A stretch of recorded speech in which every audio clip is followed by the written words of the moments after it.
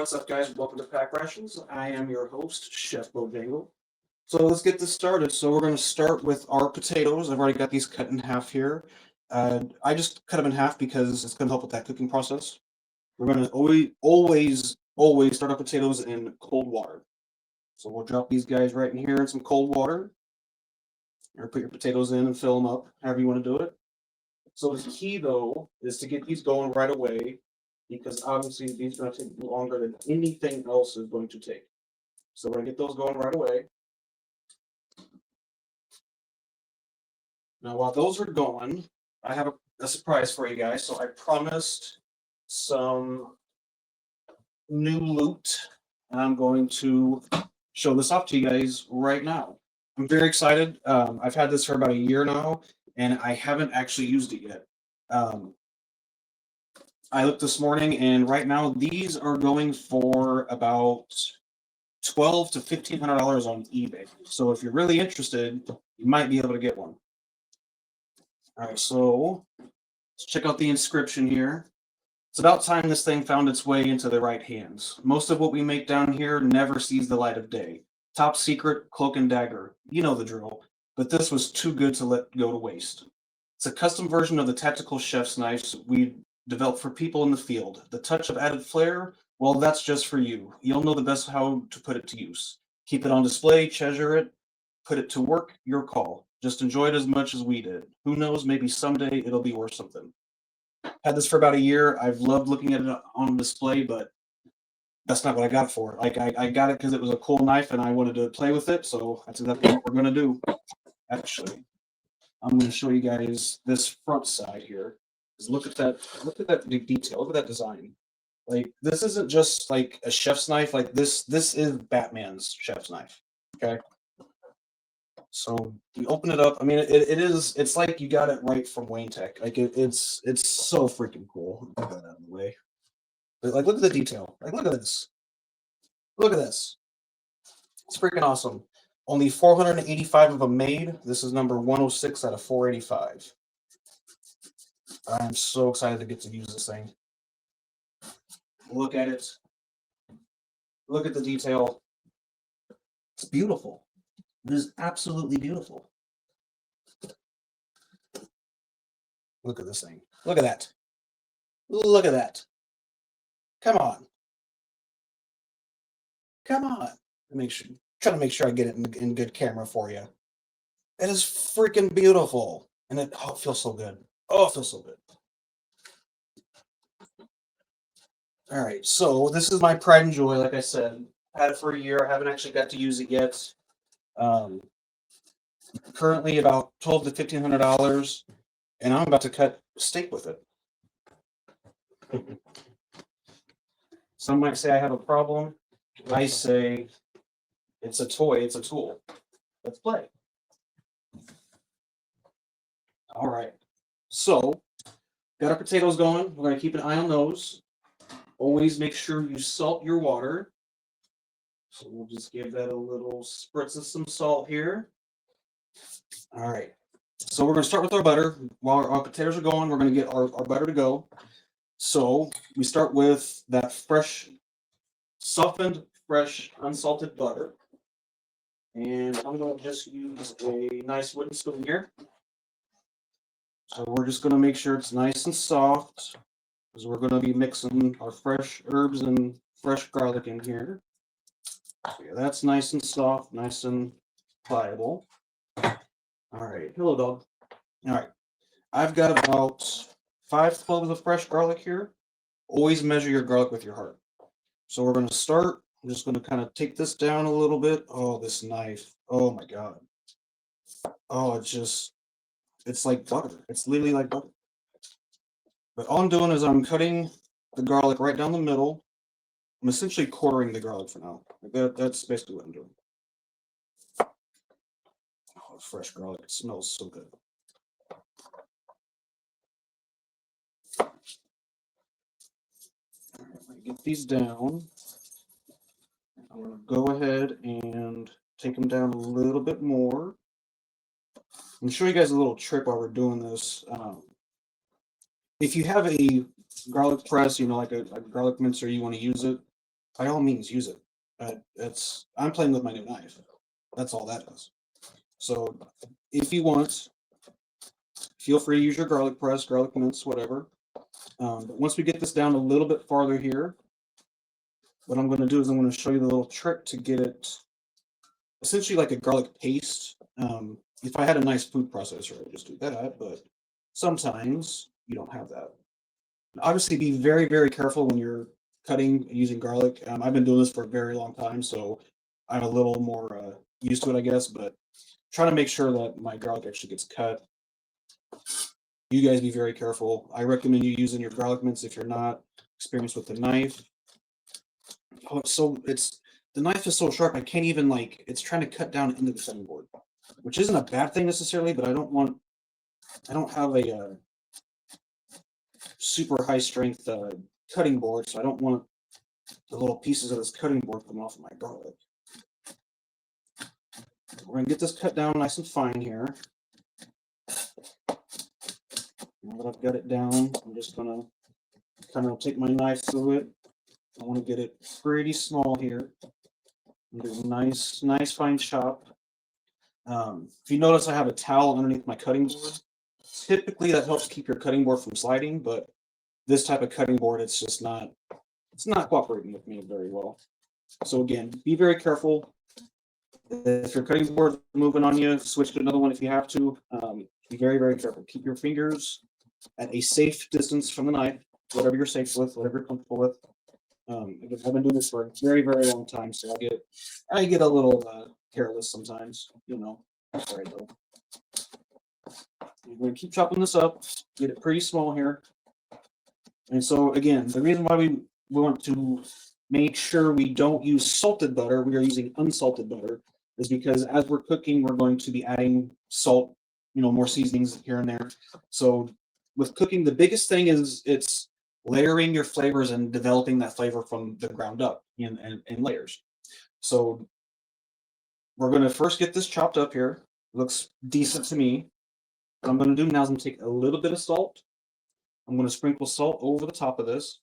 This is going to give me like a coarse surface, so to speak. Okay.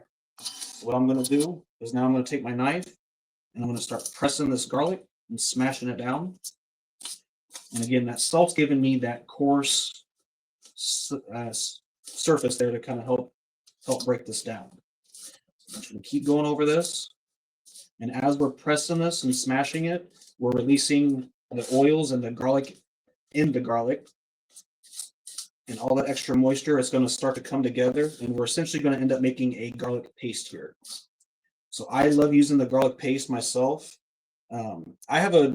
I'm weird. I'm very weird. I'm going to tell you guys right now. So even as a chef, I'm weird.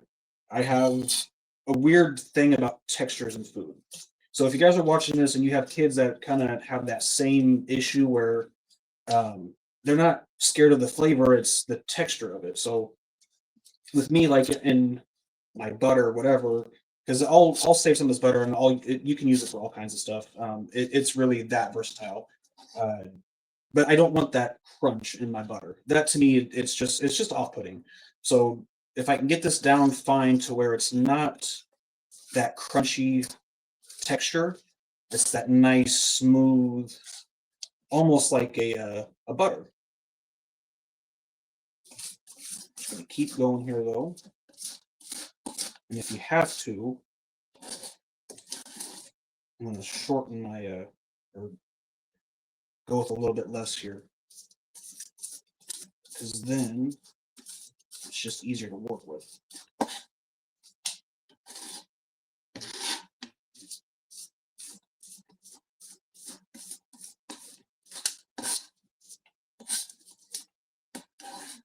As you can see, we're getting there. So I'm starting to release all those waters, all those oils, and it starts to come together. Starting to get to that paste consistency that we're looking for here.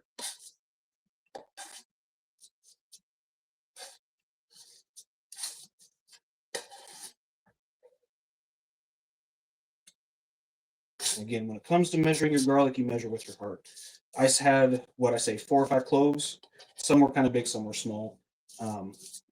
I don't necessarily want to put all of this in the butter, I don't think, but this is what we're starting with.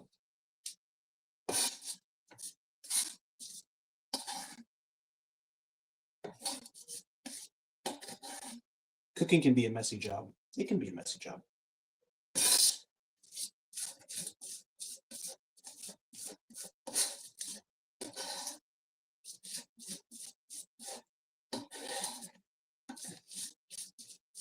I think we're going to call this good here. Getting there.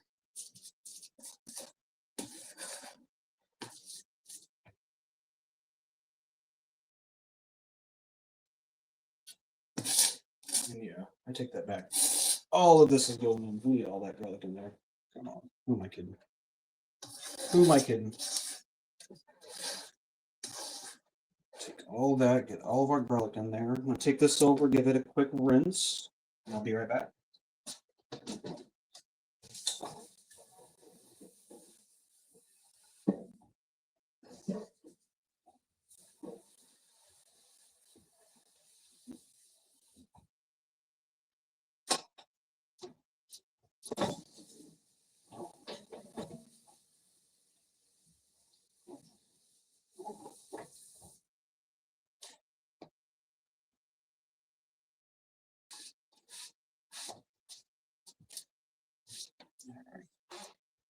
Big, big, big thing. Clean as you go. Clean as you go.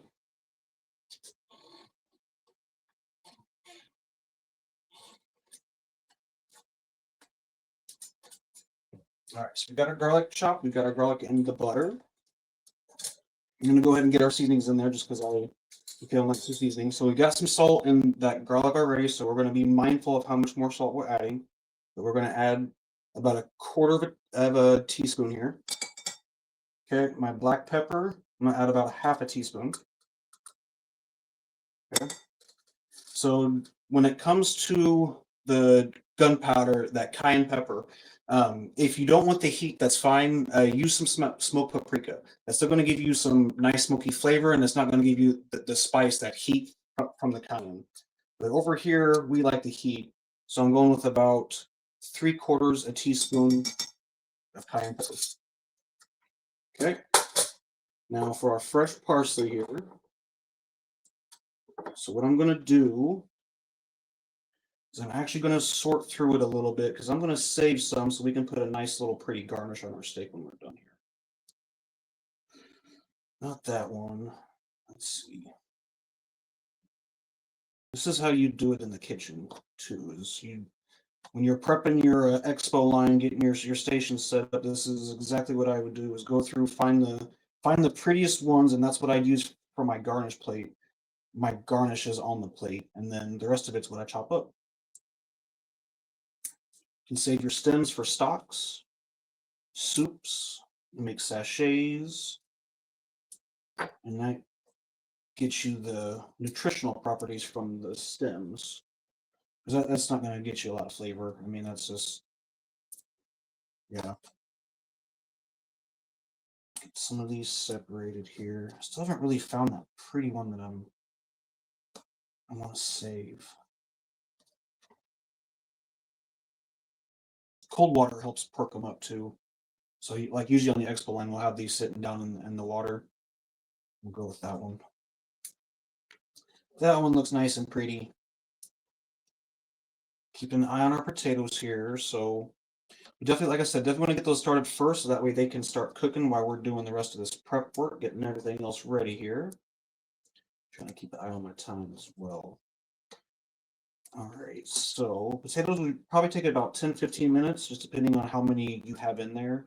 So I have enough for myself. So I think I had 6 potatoes and I cut them in half, which again, cut them in half does help cut down that cooking time. So we're looking for a fork tender. We want to cook these until they are just fork tender.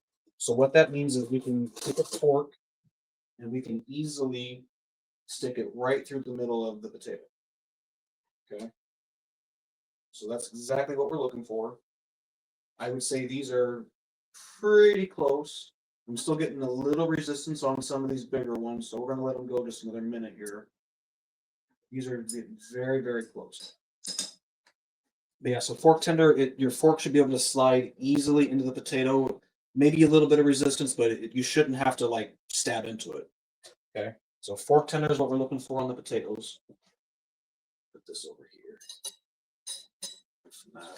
Okay, so back to our butter. We're going to finish chopping our parsley. So I'm saving this for our plate for our garnish. Start chopping up the parsley here. Again, this knife, I mean, it's great. It is.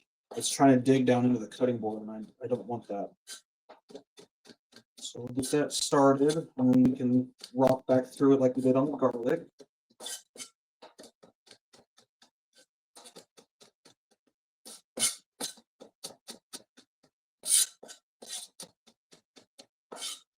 Keep going here because I don't want those big leaves in there.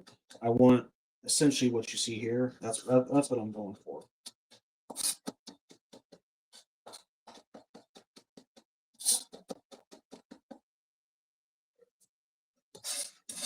Just about there.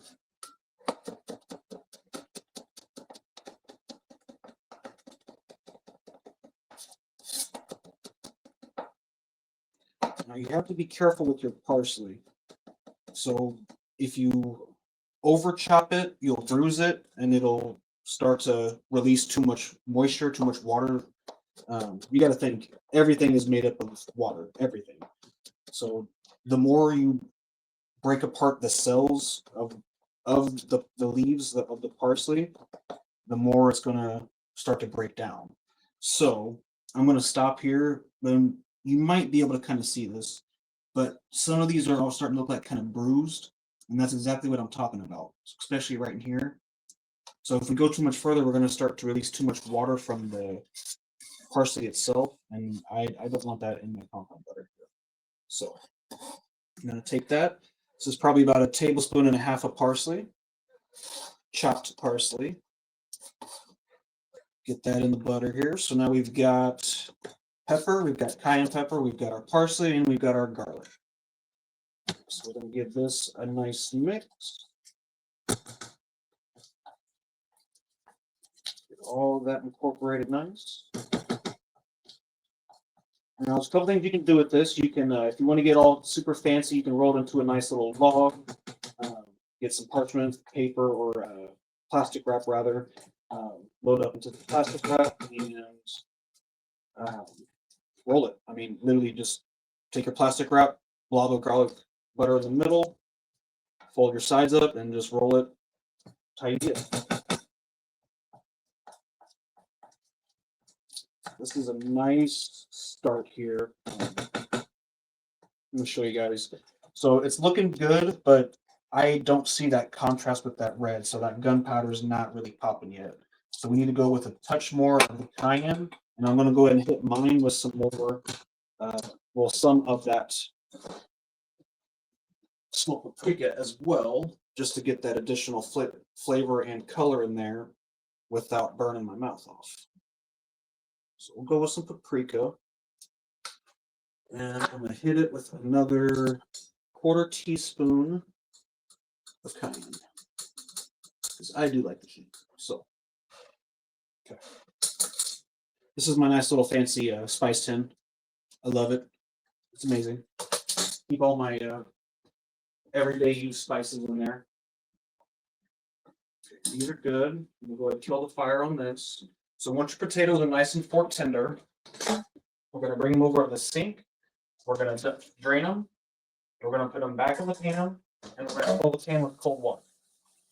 So what this is going to do is this is going to help slow that cooking process, so that way our potatoes aren't complete mush, because we're not making mashed potatoes here. Okay. So we'll let that sit. I'm going to get a rubber spatula out, actually. That'll be much better at this point. So I want to make sure I can get all that goodness off the side too. And this wooden spoon just isn't doing it for us. Get all that down on the sides, get that mixed in really good here. Now I'm starting to see that red color. I'm starting to see that pop. So that's what we want.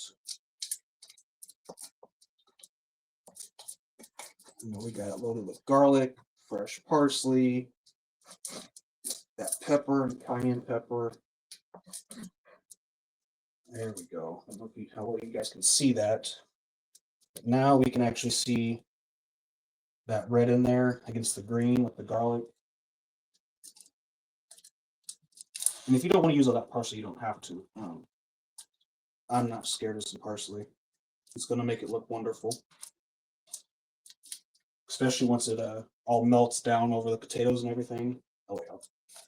Oh, yeah. It's going to be good. All right. So we got our butter ready. Potatoes are done. So now is the main event.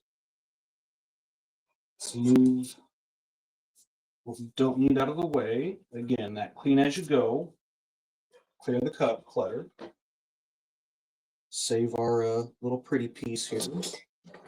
Move that out of the way. Get this wiped down. All right. So now we're going to get the pan going here. I'm going to go over a medium heat to start, just so I can start to get it warmed up. Turn my fan on here. And just going to let that warm up. While that's warming, one thing we can go ahead and do is our taters here. So I'm going to take my cup, cut side down. I'm going to smash this tater just like so, okay? And this is what I'm going to take, and I'm going to end up frying that in our pan once we're done with the steaks. Okay? So give it a nice little smash. Don't want to go down all the way, just enough.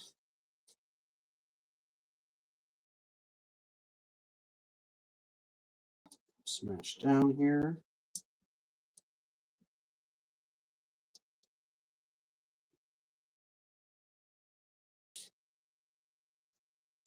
Go.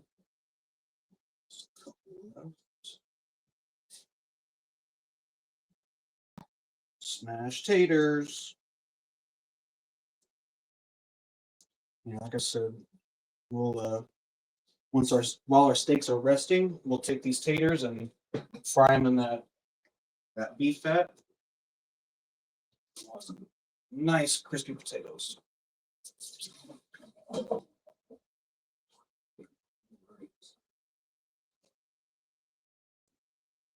Pan's getting there, not quite. So what I'm looking for is starting to feel that heat in the handle, and that's exactly what I want. One solid way to check if your pan is ready is that water trick. Cast iron is a little bit different than what I want to do with like a saute pan. So saute pan, you want to get it hot, get your oil hot, go that way. But the cast iron is a little bit different. So it's the water's bubbling. You can see that steam coming up, but it should sizzle. I didn't hear any sizzle, so it's not quite ready yet. So I'm going to let it go for just a little bit more.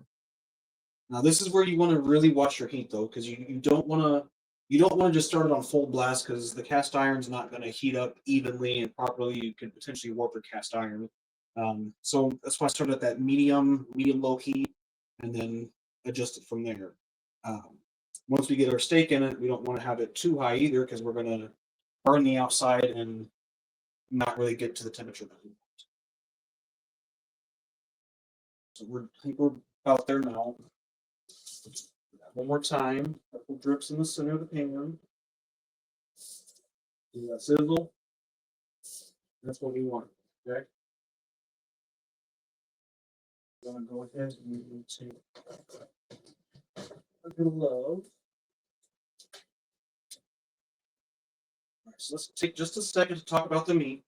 So I've got top sirloin, and the reason why I chose top sirloin for this is because sirloin does not get the love it deserves, in my opinion. It just doesn't. It's a solid cut of meat. It's nice and tender. It's considered the working man's cut of beef. It's not super expensive. Going with some salt here. It's not super expensive. The reason why it gets the hate though is because us Midwesterners, 9 to 5 guys, we don't typically eat our beef medium rare, medium. We go for that medium well done. So with the sirloin being a more lean cut of beef, it doesn't have all that additional fat in it like you'd see in, say, New York or what have you. Cooking it that medium well done, it tends to dry out. It's also where the application of the butter comes in, letting it rest, letting that butter soak down through the meat. Um, yeah, like I said, it just does not get the love it deserves. And make sure we season all sides of the meat, front and bottom, top and bottom. Okay, we're gonna go right in the middle of the pan here. Nice here, nice sizzle. Get it going. I'll turn my fan up because I have a very sensitive smoke detector. So just to warn you guys, the smoke detector might go off. That is a possibility. It's very sensitive. Put that back.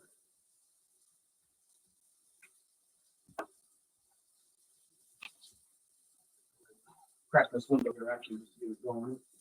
We got my ventilation system and my small kitchen is just not the best.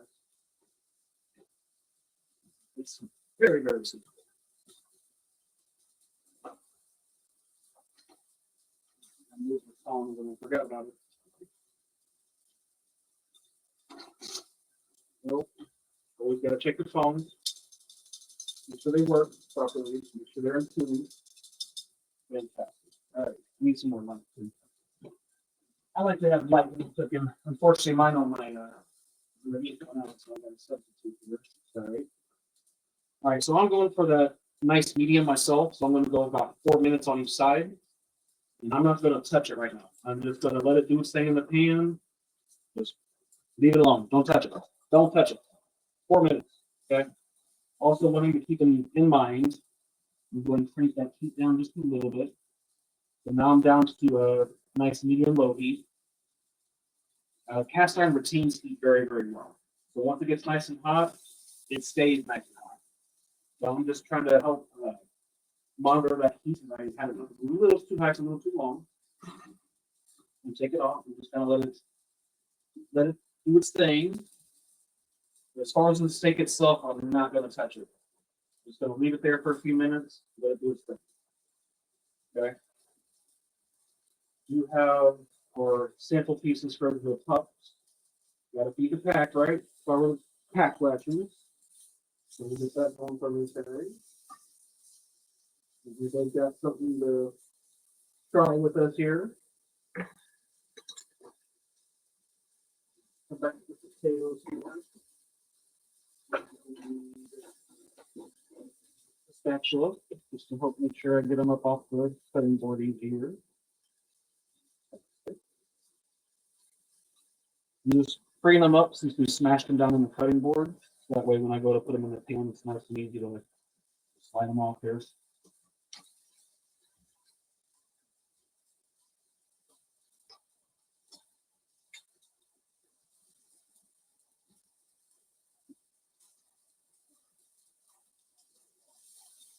Oh, wow.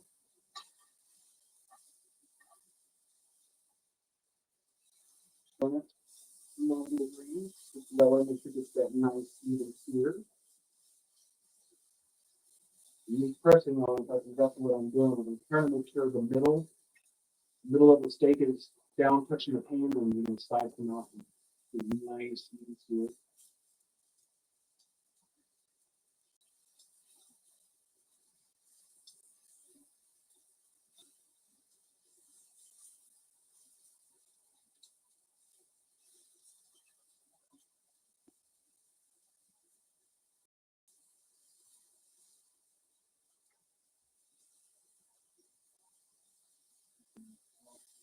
Get roast. I can't wait. I love my steak with myself.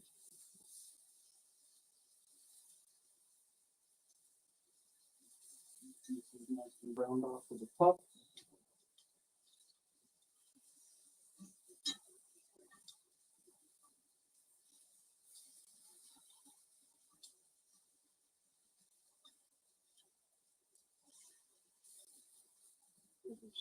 Flip. Some nice, beautiful brown that we got there.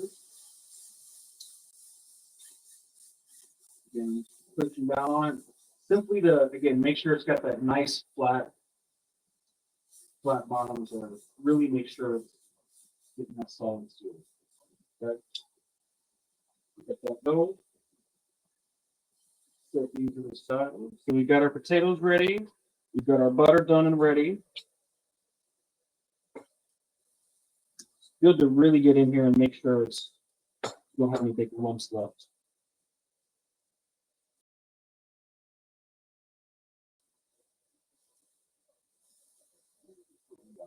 Set this to the side here.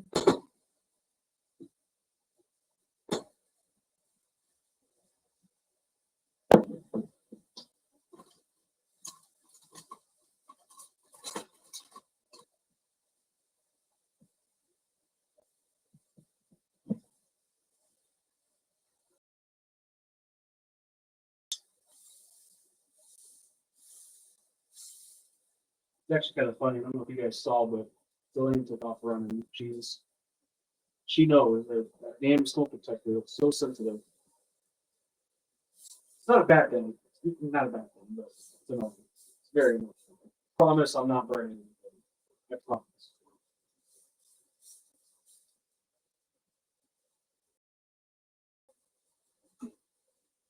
We got our potatoes ready.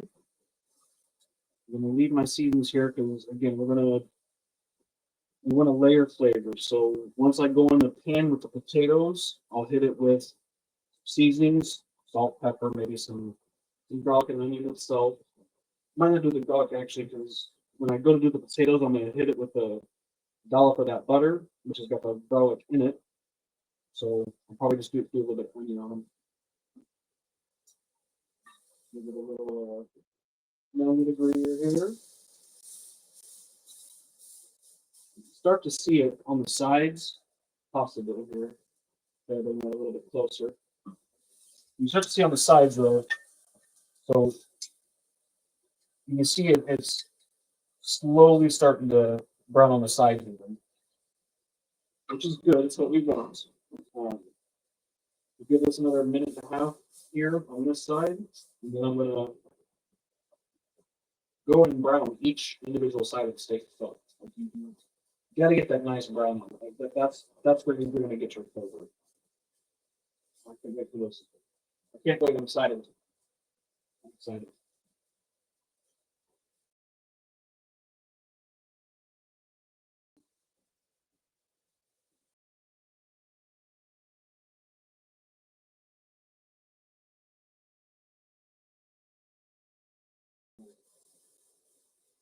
Go ahead and go in here. That is my side. Nice and brown. This is gonna be good. This is gonna be good.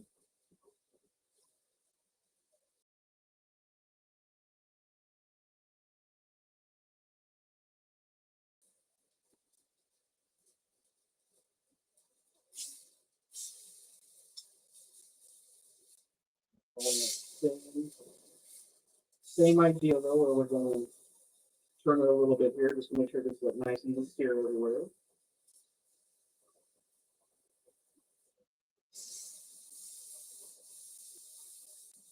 The biggest thing people don't account for is it's called the carryover cook. So even after the steak comes off the pan, it's going to continue to cook for a couple minutes. Um, I'm going for about medium rare. That's what I'm going for here. Once I get these browned a little bit, I'm getting pretty close. Yeah, I'm getting pretty close here.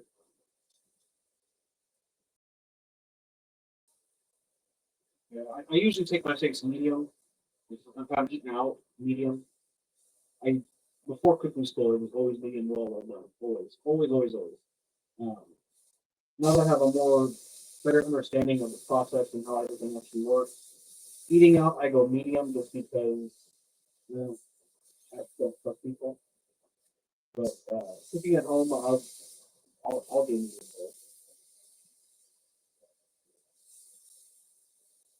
Just like I'm gonna store, so I'm gonna I'll put balance a little bit. That's all right.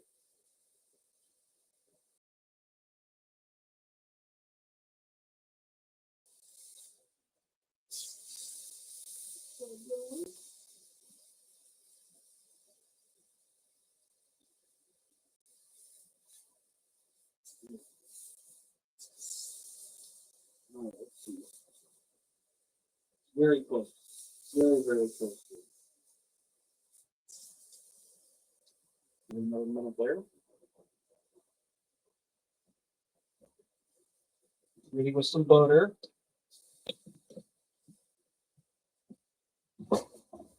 Spoon out.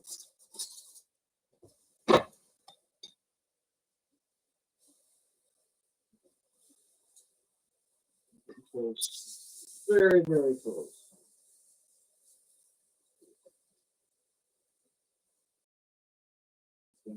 And that's it.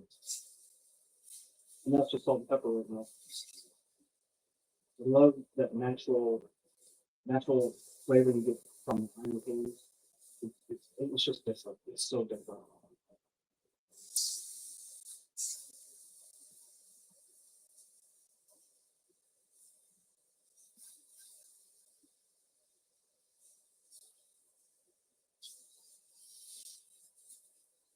And, a little bit more color even on this skin down here a little bit.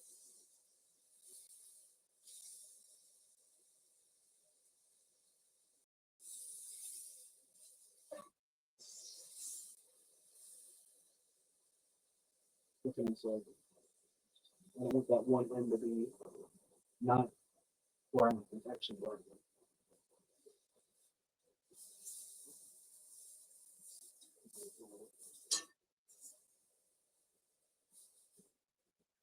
All right, so kind of the trick rule of thumb. So you're not adding pressure. Like you're not just placing your fingers together. So this is going to be about rare, just to give you guys an idea. Okay, so here's rare, medium rare, medium, medium one. Okay, so the way that works is how tight your muscle is. So as the meat's cooking, it seizes it, it tightens up. So that's kind of how that works. You know, it's more that the muscle in your thumb becomes more contracted to mimic that of the steak. Okay, so that's kind of how it works. Take this out. Try to bring that guys over to you guys so you can see. Look at that color on that. Look at that. Oh, that's why I love the cast iron. It's amazing. All right, so we're going to set this off to the side here on a plate, but we're going to keep it in a warm area so it doesn't get cold. Steak needs to rest for a good 8 to 10 minutes. Like that's the ideal time to rest. Okay. So we're going with some of our gunpowder butter here, and a nice fat tablespoon. Well, it's technically a teaspoon. It's a small spoon, but keeping so it's smaller. Go right in the pan here. Get that melted down. While that's melting, I'm gonna get another fat little tablespoon here. This time, what I'm going to do, try to get this on camera here so you guys can see what I'm doing. Try to get this shaped down. So, okay. Just taking the spoons and I'm just creating a nice uniform shape. Okay. And go with that right on top of the steak. Let that sit. Okay. Come back over to our pan here.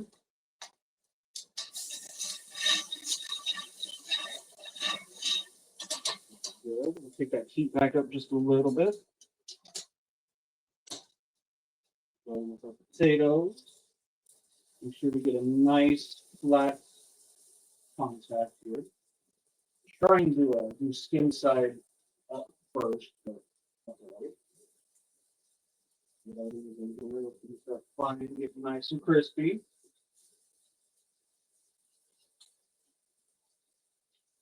Nope.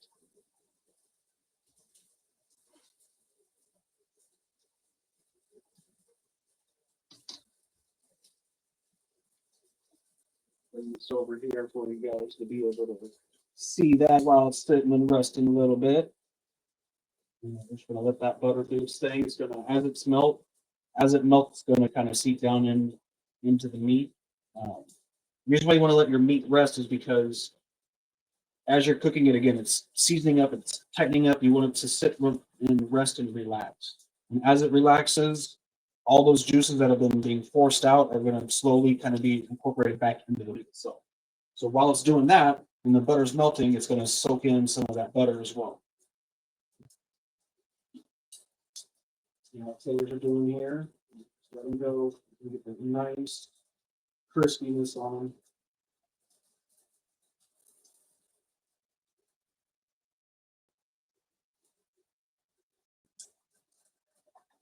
Getting close here. I'm getting hungry.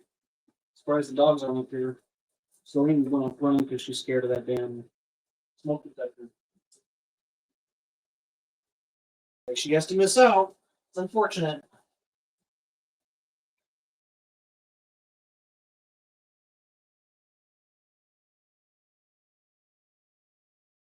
Heat back up a little bit now. So now my heat's up just under medium. So a little bit more than medium low, but not quite full medium.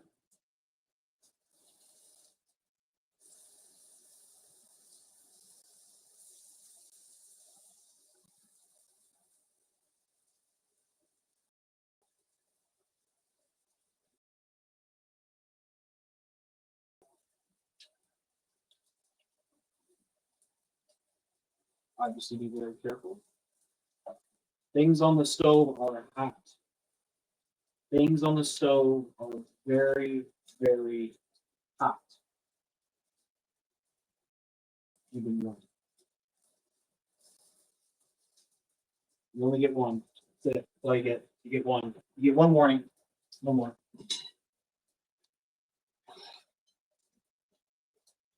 So, there's no so there because the potatoes are getting pretty close. I'm keeping that juice. That's flavor. I'm not doing that. Those are getting close though.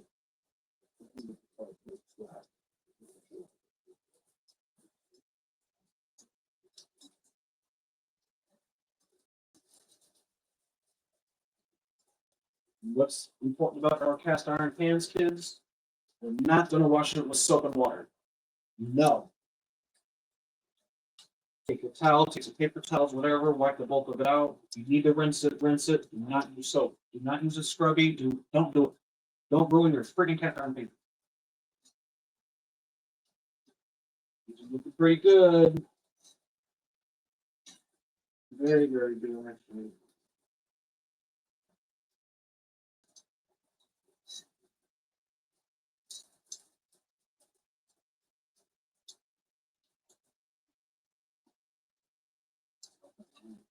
About that time.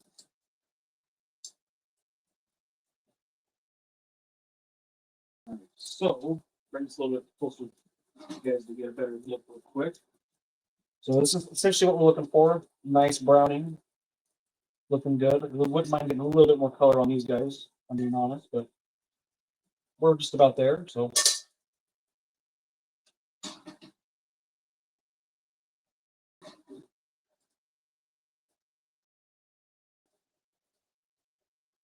you can take them as far as you guys need to. Like it is when you are like, oh yeah, now that's how crispy I like my potatoes. Great. Great. So I am going to start taking this up. Kind of going right in the middle here. It's all about the height. We don't give a shit about how much you do. We just care about how tall we stand it. And then charge it $100 for a plate.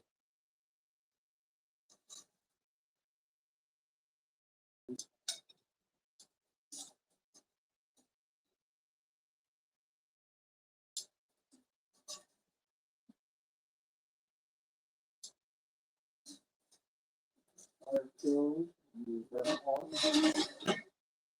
Test it. And there's two different things you can do here. You can cut your steak if you really want to, or you can just serve it as is. You haven't quite hit that 10 minutes on our steak resting yet, but that's all right. I'm ready for some steak.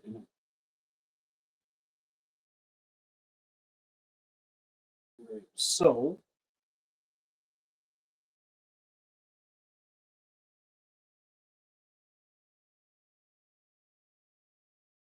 nice medium. What I'm looking for is the grain of the meat. I want to slice against the grain. That's the other thing about the sirloin. When you cut it, make sure you're going against the grain. Okay.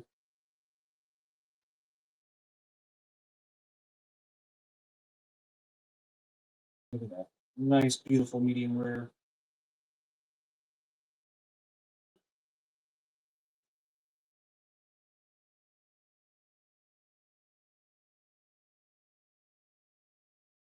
It's sliced up here.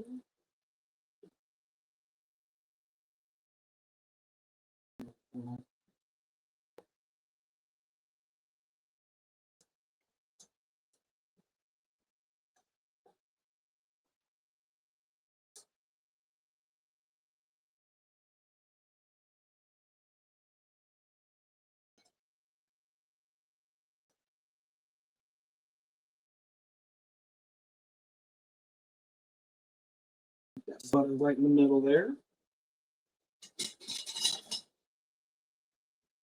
And we'll put it with, oh, look at Mr. Ajax. What's up, bud? Talk about perfect timing, mister.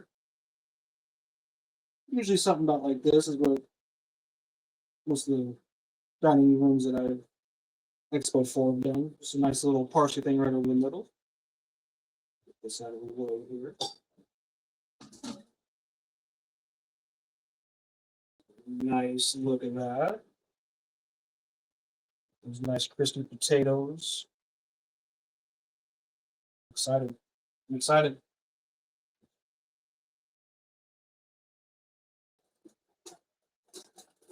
Next time I'll make sure I have the eating utensils ready.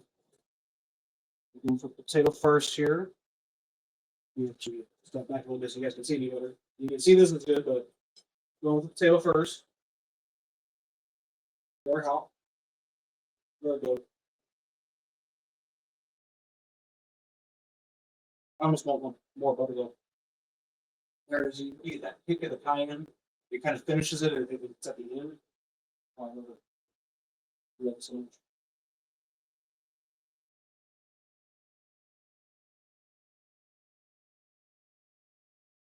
This is ready to go. Absolutely. Highly recommend, guys. Highly recommend.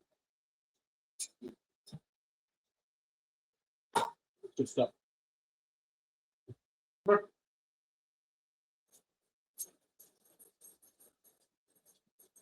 That's it. Yeah. Sweet. Sweet. Easy. Elmer. Celine, come here. She might not come up because she's scared of that.